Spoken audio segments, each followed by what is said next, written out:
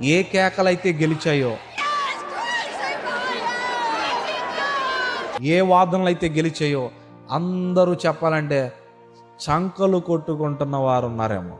కానీ లేఖనాలు నెరవేర్చబడ్డాయి. దేనికి స్తోత్రం కలుగును గాక.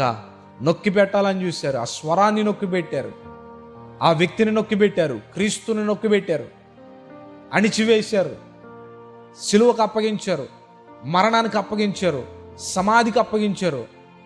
అక్కడితో సరిపోక రోమా ప్రభుత్వం సమాధిని కూడా నొక్కి పెట్టేసింది. అంత మౌనమైపోయింది అనుకున్నారు. ఆఫ్టర్ 3 days చరిత్రలో ఎన్నడూ లేనిది, రాబో తరంలో ఎన్నడూ లేనిది, యేసు క్రీస్తు ప్రభువును సమాధిలో చేయబడిన ఆ సమాధి యొద్దకు వెళ్తే రాయబడి ఉంటుంది. ఏంటో తెలుసా? Jesus is not here, he has Ryzen from dead అని రాసి ఉంటుంది. దేనికి స్తోత్రం కలుగును గాక.